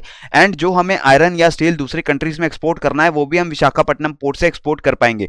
तो इस तरीके से अलग अलग इंडस्ट्रीज की डिस्ट्रीब्यूशन जो है वो डिसाइड होती है। आपको ये याद रखना बहुत इंपॉर्टेंट नहीं होना चाहिए कि किस शहर में कौन सी इंडस्ट्री लोकेटेड है। अगर कोई इंडस्ट्री बहुत फेमस है किसी पर्टिकुलर सिटी के लिए, पर्टिकुलर लोकेशन के लिए, तब तो वो आपको याद रखना पड़ेगा, लेकिन आपको बेसिकली ये कॉन्सेप्ट्स की क्लैरिटी होनी चाहिए कि कोई इंडस्ट्री किसी पर्टिकुलर लोकेशन पे अगर बनाई जाती है तो क्यों बनाई जाती है, उसके पीछे रीजंस क्या हैं। इसके लिए आपको GS1 का जो आपका पेपर होगा उसमें भी आपको यही क्वेश्चन पूछे जाएंगे, उसमें तो सब्जेक्टिव क्वेश्चन पूछे जाएंगे regarding the distribution and location of industries. Clear हुआ? अब लेबर की बात कर रहे हैं तो चीप लेबर की अवेलेबिलिटी भी इंपॉर्टेंट है। उसके बाद इलेक्ट्रिसिटी एंड वाटर की अवेलेबिलिटी भी बहुत ज्यादा जरूरी है, बिकॉज स्टील मैन्युफैक्चरिंग में वाटर भी एक तरीके से यूज होता है रॉ मटेरियल की तरह, एंड पावर बहुत ज्यादा चाहिए होती है, इलेक्ट्रिसिटी चाहिए होती है स्टील को मैन्युफैक्चर करने में। सो दामोदर रिवर के ऊपर जो बहुत सारे प्रोजेक्ट्स बनाए गए वो बहुत इंपॉर्टेंट रहे इस रीजन में आयरन स्टील प्लांट्स को डेवलप करने के लिए। दामोदर रिवर को पूरा डेवलप किया गया, उस पे सीरीज बनाई गई, हाइड्रो पावर प्रोजेक्ट्स की पावर जनरेट की गई, उससे पावर इन प्लांट्स को दी गई। सिमिलरली जो साउथ में विजयनगर भद्रावती के अराउंड विश्वेश्वरैया स्टील प्लांट बनाया गया था, तो यहाँ पे भी बहुत सारे रिवर्स के ऊपर यानी कृष्णा, तुंगभद्रा, कोयना, इन रिवर्स के ऊपर बहुत सारे dams and hydro power projects बनाए गए, उनसे पावर प्रोड्यूस की गई so that these plants they can be supplied with electricity.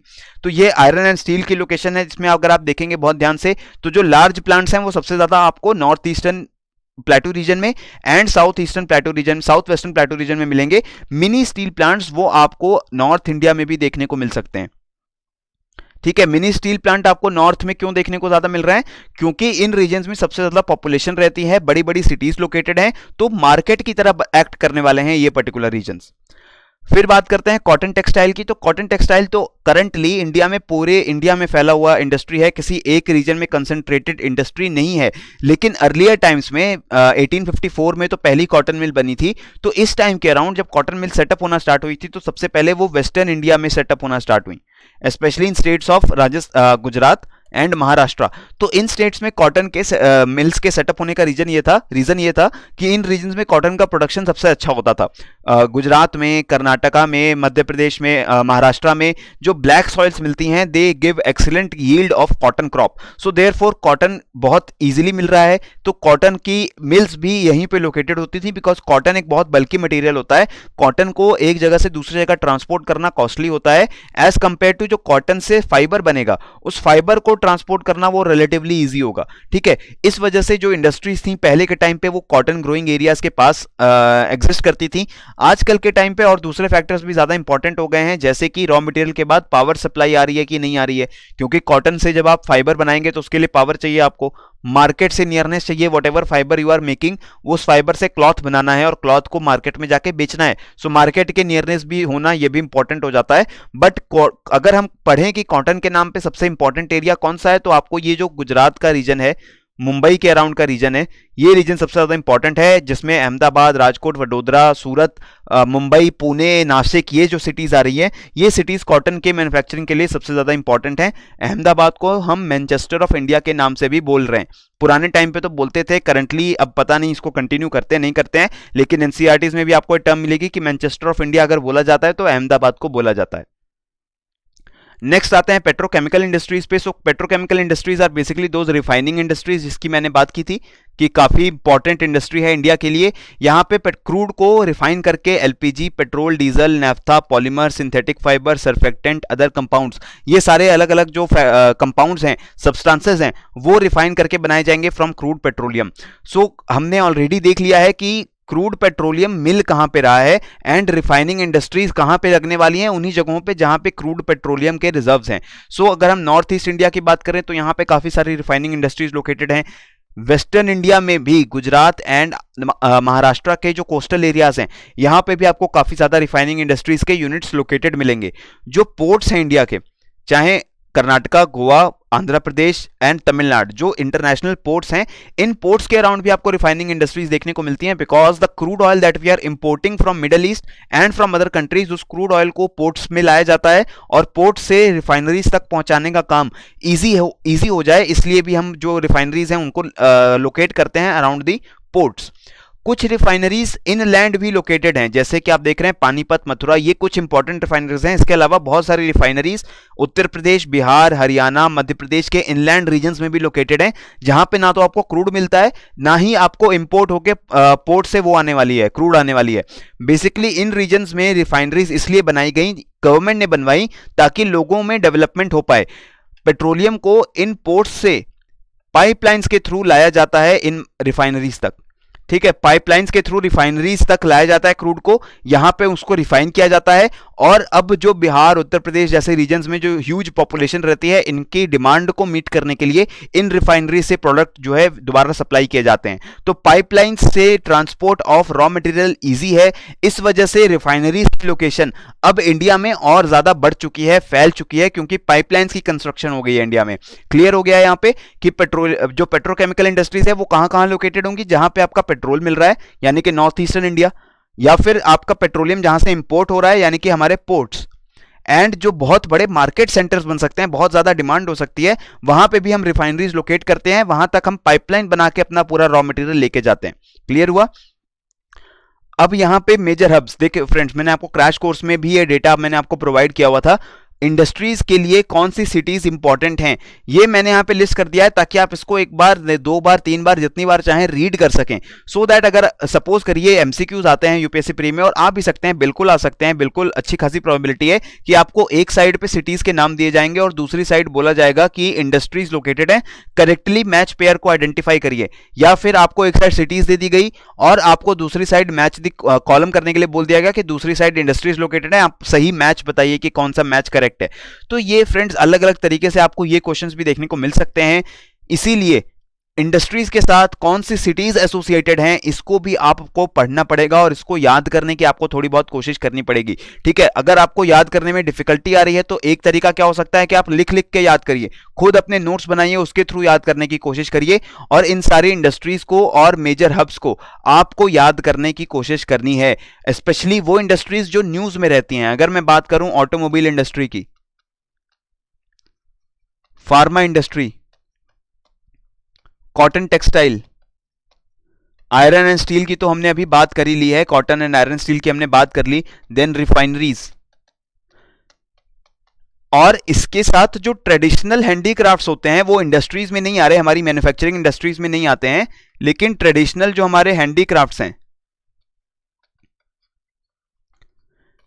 इनके भी लोकेशन आपको पता होनी चाहिए। ठीक है, तो इसी तरीके से आपको इंडस्ट्रीज, मैन्युफैक्चरिंग कहां पे लोकेटेड है इंपॉर्टेंट, एंड ट्रेडिशनल जो हैंडीक्राफ्ट्स मैन्युफैक्चर होते हैं वो कहां पे बनते हैं, ये चीजें भी आपको पता होनी चाहिए। क्लियर हुआ?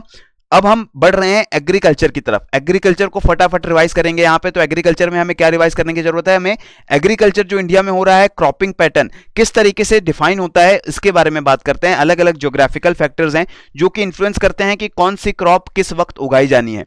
पॉलिटिकल फैक्टर्स हैं, जैसे गवर्नमेंट एमएसपी प्रोवाइड करती है, तो गवर्नमेंट अलग अलग पॉलिसीज के थ्रू, मेजर्स के थ्रू फार्मर्स को इंसेंटिवाइज या डिसइंटेंसिवाइज करती है कि आप कौन सी प्रोडक्ट या कौन सी क्रॉप ग्रो करेंगे, कौन सी क्रॉप ग्रो नहीं करेंगे। इसके साथ ही सोशो इकोनॉमिक फैक्टर्स भी लोकेटेड हैं बहुत सारे, जो कि क्रॉपिंग पैटर्न को इफेक्ट करने वाले हैं इंडिया में। क्या फैक्टर्स हैं जो क्रॉपिंग पैटर्न को इफेक्ट कर रहे हैं? तो हम ज्योग्राफिकल फैक्टर्स की बात करेंगे। रिलीफ की बात करते हैं, जैसे कि जो लैंड है वहां पे उसका रिलीफ क्या है, स्लोप कैसी है, अच्छी खासी स्लोप है या स्लोप बिल्कुल नहीं है, ये भी डिपेंड करेगा कि वहां पे कौन सी क्रॉप ग्रो की जाएगी। जैसे अगर टी या कॉफी की बात करें, इनको स्लोप चाहिए वेल ड्रेन्ड, वाटर बिल्कुल रुकना नहीं चाहिए, वाटर फ्लो करते रहना चाहिए। अगर वाटर स्टैग्नेट हो जाएगा तो टी एंड कॉफी की जो क्रॉप्स हैं वो सर्वाइव नहीं कर पाएंगी। तो इसीलिए हम टी कॉफी को कहाँ ग्रो करते हैं? स्लोप्स पे ग्रो करते हैं, जो कि वेल ड्रेन्ड हो, ताकि वाटर पूरा ग्रेविटी की वजह से नीचे चला जाए, अच्छी खासी रेनफॉल भी हो, वाटर खूब आए लेकिन रुके नहीं एक जगह पे, हमेशा नीचे की तरफ निकल जाए। ऐसी लोकेशंस भी चाहिए। So therefore relief also matters. Wheat जो कि टेम्परेट क्रॉप है वो प्लेन रीजन्स में ग्रो करेगी, स्लोपी रीजन्स में ग्रो नहीं करेगी। तो ये रिलीफ एक फैक्टर हो जाता है जो क्रॉपिंग पैटर्न को डिसाइड करेगा। टेम्परेचर बहुत इंपॉर्टेंट फैक्टर है। टेम्परेचर के बेसिस पे क्रॉप्स का पूरा ग्रोथ साइकिल डिपेंड करने वाला है। कुछ क्रॉप्स होंगी वो हायर टेम्परेचर डिमांड करती हैं, उनको हम समर सीजन में ग्रो करेंगे, खरीफ क्रॉप बन जाएंगी वो। कुछ क्रॉप्स हैं वो उनको जो ग्रोथ पीरियड में टेम्परेचर कम चाहिए, तो वो हमारी जो क्रॉप्स हैं दूसरी रबी क्रॉप्स बन जाने वाली हैं। इसी तरीके से खरीफ एंड रबी क्रॉप्स हमारी अलग अलग सीजनल क्रॉप बन जाती हैं, बट बेसिकली प्रॉब्लम क्या है, डिफरेंस क्या है दोनों में? टेम्परेचर की रिक्वायरमेंट अलग है, वाटर की रिक्वायरमेंट अलग है। क्लियर है? इसी तरीके से ट्रॉपिकल क्रॉप्स होती हैं कुछ, जिनको ज्यादा टेम्परेचर चाहिए होते हैं, जैसे शुगर केन एक टाइप ऑफ ट्रॉपिकल क्रॉप है। कुछ क्रॉप्स होंगी जो ठंडे टेम्परेचर को भी सर्वाइव कर सकती हैं, जिनको हिमालयाज में ग्रो किया जाता है। सो temperature is a very important factor. Rainfall the most important factor आप बोल सकते हैं कि क्रॉपिंग पैटर्न को डिसाइड करने के लिए रेनफॉल सबसे इंपॉर्टेंट है। एरियाज ऑफ हैवी रेनफॉल जो इंडिया में है, जहां पे 150 सेंटीमीटर से ज्यादा की रेनफॉल हो रही है, वो एरियाज कौन से हैं? हमारे कोस्टल प्लेन्स या नॉर्थ ईस्ट इंडिया, वो एरियाज ऐसे हैं जहां पे बहुत हैवी रेनफॉल है। वहां पे आपको rice, tea, coffee, sugar cane, jute, ऐसी क्रॉप्स जिनकी हाई वाटर डिमांड होती है, ये क्रॉप्स ग्रो करने का फायदा यहां पे मिलेगा। फिर मीडियम रेनफॉल एरियाज हैं 75 टू 150 सेंटीमीटर, जिसमें व्हीट, मेज, कॉटन, सोयाबीन, मिलेट्स, इनको ग्रो किया जाता है। ये एरियाज आपके सेंट्रल इंडिया, नॉर्थ इंडिया या नॉर्थ इंडियन प्लेन्स में पाए जाएंगे। लो रेनफॉल एरियाज आपके 25 टू 75 सेंटीमीटर्स वाले एरियाज हैं, जो आपका गुजरात या राजस्थान का एरिड रीजन है, सेमी एरिड रीजन है, उस रीजन की यहां पे बात हो रही है। इवन जो सेंट्रल इंडिया में कर्नाटका, विदर्भा, महाराष्ट्र का जो लीवर्ड साइड है वेस्टर्न घाट्स का, वेस्टर्न घाट्स के जस्ट पीछे जो साइड है, वहां पे भी आपको बहुत कम रेनफॉल मिलती है। तो इन रीजन्स में आपको ड्रॉट रेजिस्टेंट क्रॉप ग्रो करनी चाहिए, मिलेट्स, ज्वार, बाजरा जैसी क्रॉप्स। ठीक है, ये क्रॉप्स होंगी जो कम वाटर को भी कम वाटर में भी सर्वाइव कर पाएंगी एंड हाई टेम्परेचर्स को भी सर्वाइव कर पाएंगी। Then comes soil. So soil is also very very important. कुछ क्रॉप्स के लिए कुछ टाइप ऑफ सॉइल्स वो बहुत ज्यादा सूटेबल होती हैं, जैसे कॉटन क्रॉप को रीगर सॉइल या ब्लैक सॉइल बहुत ज्यादा फेवर करती है, बहुत अच्छी यील्ड आती है कॉटन क्रॉप की on this particular type of soil. So most of the जो सॉइल्स हैं वो अपनी फर्टिलिटी के साथ तो क्रॉप को इफेक्ट करेंगी ही करेंगी, बट कुछ सॉइल्स की जो पर्टिकुलर कैरेक्टरिस्टिक्स होती हैं वो किसी एक या दो टाइप ऑफ क्रॉप्स के लिए ज्यादा सूटेबल होती हैं। जैसे अगर हम राइस की बात करें तो राइस को क्लेई सॉइल चाहिए। क्लेई सॉइल मतलब वो सॉइल जो बहुत ज्यादा वाटर को रिटेन करके रखे अपने पास, बहुत ज्यादा क्ले का कंटेंट हो। इसी तरीके से लोमी सॉइल व्हीट को चाहिए होती है। लोमी सॉइल में जो वाटर रिटेंशन होता है वो कम होता है as compare to clay soil, and particles का जो साइज होता है वो ज्यादा बड़ा होता है। सो इस तरीके से अलग अलग सॉइल की क्वालिटी एंड उसकी कैरेक्टरिस्टिक के ऊपर भी क्रॉप्स जो है वो काफी ज्यादा डिपेंड करने वाली हैं। कुछ क्रॉप्स हैं वो इंफीरियर सॉइल्स, यानी कि ऐसी सॉइल्स जो सैंडी हैं, बहुत ज्यादा वाटर नहीं है, ऑर्गेनिक मैटर नहीं है, बहुत ज्यादा फर्टिलिटी नहीं है, ऐसी सॉइल में भी सर्वाइव कर जाएंगी कोर्स ग्रेन्स या फिर मिलेट्स जैसे कि jowar, bajra, maize and ragi. Delta soils of waste Bengal they are renewed every year by floods and are very very fertile. जो एलुवियल सॉइल्स आपको डेल्टा में देखने को मिलती हैं वो ऑब्वियसली हर साल रिप्लेनिश हो रही होती हैं क्योंकि नया सेडिमेंट आ रहा है, तो ये रिप्लेनिश होने वाली सॉइल्स बहुत ज्यादा फर्टाइल सॉइल्स होती हैं और यहाँ पे आप जूट एंड पैडी जैसी क्रॉप्स को भी ग्रो कर सकते हैं। दार्जिलिंग हिल्स की सॉइल है, वहां पे आपको ह्यूमस, आयरन, पोटैश, फास्फोरस जो कि टी के ग्रोथ के लिए बहुत ज्यादा इंपॉर्टेंट है, वो आपको दार्जिलिंग में भी देखने को मिलता है। Then next comes the irrigation. India जैसी कंट्री के लिए इरिगेशन तो बहुत इंपॉर्टेंट फैक्टर है जो क्रॉपिंग पैटर्न को डिसाइड करेगा। जिन एरियाज में अच्छी इरिगेशन फैसिलिटीज हैं वहां पे आप वाटर इंटेंसिव क्रॉप्स ग्रो कर सकते हैं, और जिन एरियाज में अच्छी इंटेंसिव इरिगेशन फैसिलिटीज नहीं है वहां पे आप उन क्रॉप्स को ग्रो नहीं कर पाएंगे। सो वो एरियाज आपके रेन फेड एरियाज बन जाते हैं। सो रेन फेड एरियाज कौन से हैं? वो एरियाज जो कि इरिगेशन की फैसिलिटी के मामले में काफी पीछे हैं and they are dependent on monsoonal rainfall और any other kind of rainfall for their water demand for crops. तो इस वजह से इरिगेशन भी काफी ज्यादा क्रॉपिंग पैटर्न को इफेक्ट करने वाली है। फिर लैंड होल्डिंग्स की बात करें तो लैंड होल्डिंग्स का क्या मतलब है? Land holdings basically means farm size. बहुत सारे मेजॉरिटी ऑफ फार्मर्स जो इंडिया में हैं वो मार्जिनल या स्मॉल फार्मर्स हैं, मतलब उनके पास जो लैंड का पार्सल है वो लैंड का पार्सल 2 हेक्टेयर से कम है, बहुत छोटे छोटे फार्म्स हैं उनके पास। सो अगर स्मॉल होल्डिंग्स रहती हैं तो फार्मर की प्रायोरिटी रहती है कि वो उतनी फूड ग्रेन्स ग्रो करे जो उसकी फैमिली को सपोर्ट कर पाए, सिर्फ सब्सिस्टेंस फार्मिंग हो पाएगी। अगर आपके पास छोटा फार्म है तो इसका मतलब ऑब्वियसली आपके पास बहुत ज्यादा क्रॉप ग्रो करने का स्कोप नहीं है, तो आप वो फूड क्रॉप्स ग्रो करना चाहेंगे जिसे आप खुद कंज्यूम कर पाएं, अपनी फैमिली को भी कंज्यूम करवा पाएं। लेकिन जिन फार्मर्स के पास ज्यादा बड़े फार्म्स हैं वो उन फार्म्स के ऊपर कॉमर्शियल फार्मिंग कर सकते हैं, कैश क्रॉप्स ग्रो कर सकते हैं, ऐसी क्रॉप्स को ग्रो कर सकते हैं जो मार्केट में सेल करने के बाद ज्यादा अमाउंट ऑफ पैसा आएगा, और ये जो फार्मिंग होगी लार्ज फार्म्स पे होगी। सो इस वजह से लैंड होल्डिंग्स कैसी हैं आपके पास छोटा फार्म है, आपके पास बड़ा फार्म है, इस पे भी डिपेंड करेगा कि आप किस तरीके की क्रॉप्स को कल्टीवेट करने वाले हैं।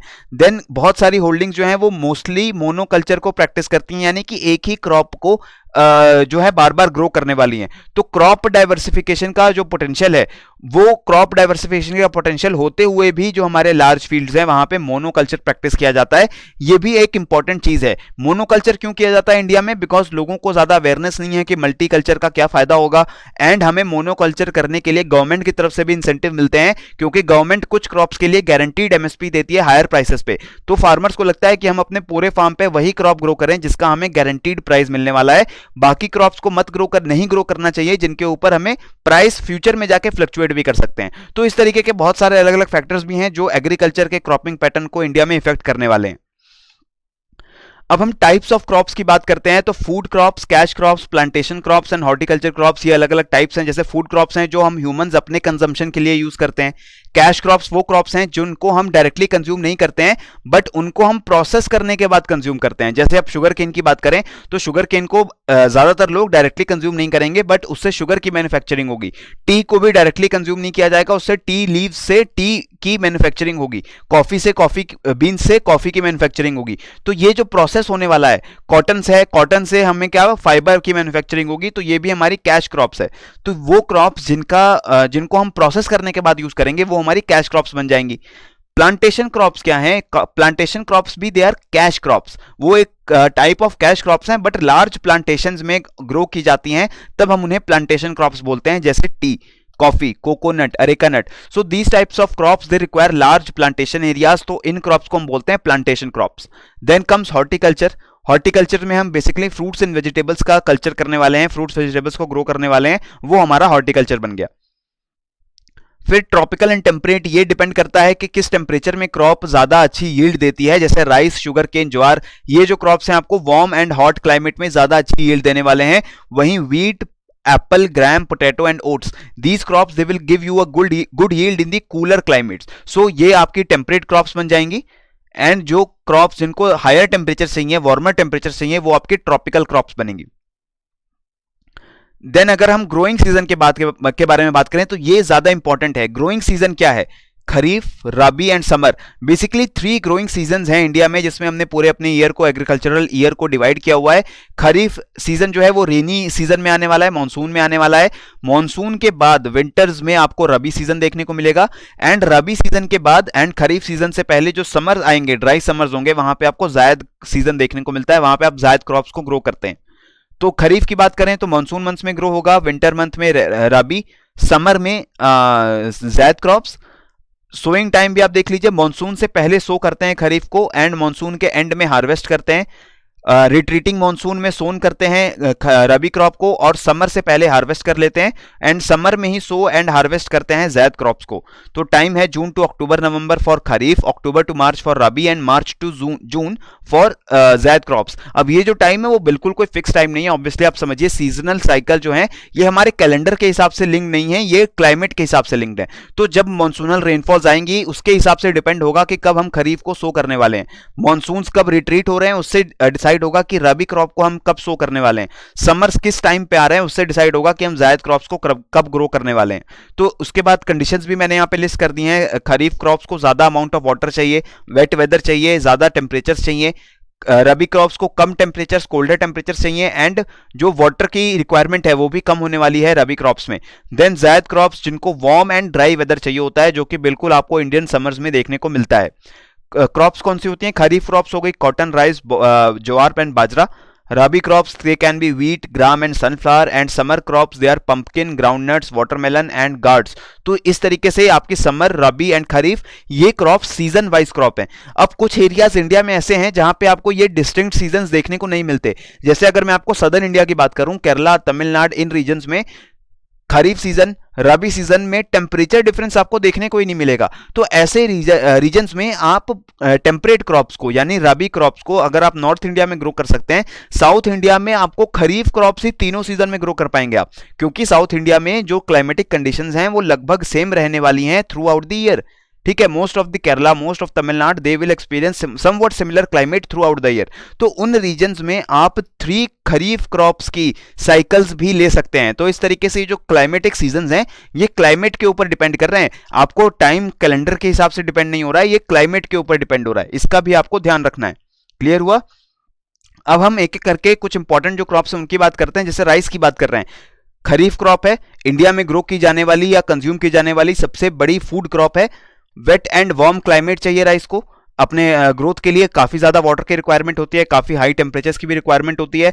एंड जो डेल्टेक रीजन्स है वहां पे इसको समर क्रॉप की तरह भी ग्रो किया जा सकता है, क्योंकि वाटर अवेलेबिलिटी अगर आपके पास है, टेम्परेचर अगर हाई रहता है उन रीजन्स में, तब आपको राइस पूरे साल ग्रो कर सकते हैं आप. ठीक है, तो अगर आपके पास इरिगेशन फैसिलिटीज अच्छी हो जाएं, वाटर अच्छे से अवेलेबल हो, तो rice it can be grown as kharif, rabi and summer crop also. So किन रीजन्स में 3 साइकिल दी जाती है इस रबी क्रॉप, राइस क्रॉप की?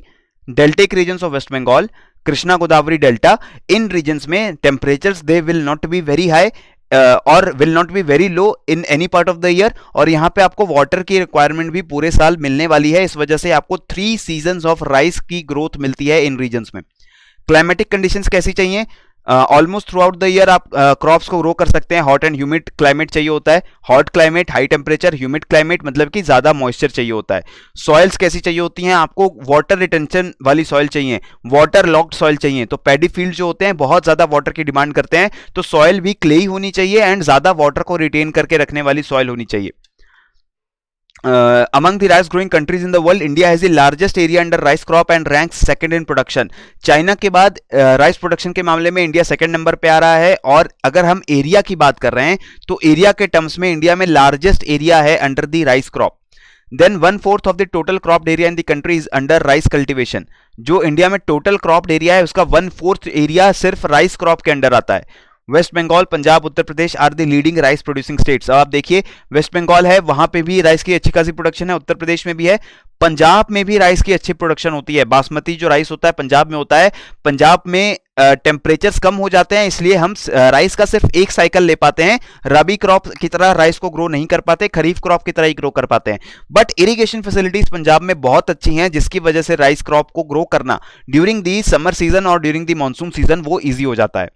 अब वीट की बात कर रहे हैं तो वीट एक रबी क्रॉप है, इसको कूल टेम्परेचर चाहिए होते हैं। वीट क्रॉप को टेम्परेट क्रॉप है, इसलिए इसको कूल टेम्परेचर चाहिए और मॉडरेट रेनफॉल चाहिए। राइस जितना वाटर का भी रिक्वायरमेंट नहीं है।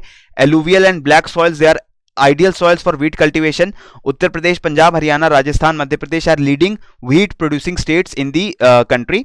Wheat yield level is very high in Punjab and Haryana, whereas in other states the yield level is low। यानी कि पर यूनिट लैंड आप कितना व्हीट कल्टीवेट कर पाते हैं वो सबसे ज्यादा आपको पंजाब हरियाणा में देखने को मिलता है, क्योंकि यहाँ पे जो क्लाइमेटिक कंडीशंस हैं वो भी सूटेड हैं, टेम्परेचर्स कम है, अमाउंट ऑफ रेनफॉल कम है as compare to the other states. That is why wheat production is higher per unit area in the states of Punjab and Haryana.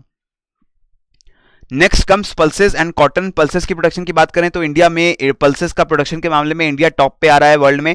लेजुमिनस crops होती हैं पल्सेस, वेजिटेरियन डाइट का बहुत इंपॉर्टेंट हिस्सा है। India is the largest pulse producer as well as largest consumer also. ठीक है, India में जो पल्स की डिमांड है, डोमेस्टिक डिमांड, उसको पूरा करने के लिए हमें पल्स को इंपोर्ट करना पड़ता है despite being the largest producer of pulses in the world. तो सबसे ज्यादा पल्सेस को कहां ग्रो किया जा रहा है? मध्य प्रदेश में, महाराष्ट्र में, राजस्थान में जो सेंट्रल इंडिया का पार्ट है जहां पे इरिगेशन फैसिलिटी ज्यादा अच्छी नहीं है और वाटर के मतलब जो रेनफॉल है वो भी बहुत ज्यादा नहीं होती है। तो पल्सेस को बेसिकली हम उन एरियाज में ग्रो कर रहे हैं जहां पे यील्ड हम बहुत ज्यादा एक्सपेक्ट नहीं करते, मतलब जहां पे हम राइस ग्रो नहीं कर पा रहे थे क्योंकि वाटर नहीं था, व्हीट ग्रो कर नहीं पा रहे थे क्योंकि टेम्परेचर्स कभी हाई चले जा रहे थे। तो ऐसे रीजन्स में हम व्हीट, राइस, ये क्रॉप्स ग्रो नहीं कर पाते, तब पल्सेस ग्रो करने लगते हैं। तो इंडिया में ये भी काफी ज्यादा जरूरी है कि पल्स की प्रोडक्शन को और बढ़ाना चाहिए। इसके लिए गवर्नमेंट भी काफी ज्यादा जो है वो काम कर रही है। So neither in the last 60 years India में ना एरिया बहुत ज्यादा इंक्रीज हुआ है, ना ही यील्ड बहुत ज्यादा इंक्रीज हुई है for pulses crops, but pulses की प्रोडक्शन जो है वो इंक्रीज करने का बहुत ज्यादा स्कोप है इंडिया में। कॉटन की बात करते हैं, अगेन ट्रॉपिकल क्रॉप है, ये खरीफ सीजन में ग्रो की जाती है, यानी वार्मर टेम्परेचर चाहिए होते हैं कॉटन क्रॉप को। 21 to 30 डिग्री सेल्सियस के टेम्परेचर चाहिए एंड एवरेज रेनफॉल चाहिए। बहुत ज्यादा रेनफॉल नहीं चाहिए बट एवरेज रेनफॉल चाहिए। Most of the crop is grown with other mixed kharif crops like maize, jowar, ragi, sesamum, castor and groundnut. Black soils very important है, इसे कॉटन सॉइल भी बोलते हैं क्योंकि कॉटन क्रॉप्स की ग्रोथ के लिए black soil is very very important. Therefore Deccan प्लेटू, Malwa प्लेटू and Gujarat and Maharashtra के रीजन्स में आपको कॉटन की बहुत अच्छी ग्रोथ देखने को मिलती है। 3 जोन्स में ग्रो किया जाता है कॉटन, जैसे कि सेंट्रल जोन है गुजरात, महाराष्ट्र, मध्य प्रदेश, नॉर्दर्न जोन है जो कि पंजाब, हरियाणा, राजस्थान में आ रहा है, and southern zone in Andhra Pradesh, Tamil Nadu and Karnataka. These 3 regions where black soil आपको मिल रही है या फिर आपको टेम्परेचर कंडीशन ऐसी मिल रही है कि आप कॉटन क्रॉप को अच्छे से ग्रो कर पा रहे हैं। तो ये 3 जोन्स में आपको कॉटन क्रॉप भी ग्रो करती हुई मिलती है। ईस्टर्न इंडिया में कॉटन क्रॉप ज्यादा ग्रो नहीं करती, ठीक है, इसका आपको ध्यान रखना है। ईस्ट इंडिया में अगर आप जाएंगे, वेस्ट बंगाल के side, Bihar, Jharkhand, Chhattisgarh, Odisha and north east India, वहां पे कॉटन क्रॉप ग्रो नहीं करता क्योंकि वहां रेनफॉल बहुत ज्यादा हो रही है, वहां पे बहुत रेनफॉल हो रही है और ज्यादा रेनफॉल कॉटन की क्रॉप को नुकसान करती है। फिर नेक्स्ट बात करते हैं जूट की। Jute is the kind of crop जिसको बहुत ज्यादा वाटर चाहिए और ये भी एक फाइबर क्रॉप है जैसे कॉटन है। तो कॉटन को जैसे ड्रायर एरिया चाहिए होते हैं, जूट को बहुत ज्यादा वाटर की रिक्वायरमेंट होती है। 120 to 150 सेंटीमीटर्स का रेनफॉल चाहिए जूट की क्रॉप को। टेम्परेचर्स वेरी हाई चाहिए, 24 डिग्री सेल्सियस से ऊपर के टेम्परेचर चाहिए एंड 80 to 90% रिलेटिव ह्यूमिडिटी, यानी moist, very humid, hot climate चाहिए जूट क्रॉप को ग्रो करने के लिए। इसलिए जूट को हम western side of India grow नहीं करते, ईस्टर्न साइड में ग्रो करते हैं क्योंकि ज्यादा रेनफॉल है एंड हायर टेम्परेचर्स मिलेंगे आपको। So lot of water is required. Alluvial soils are considered to be best suited soils.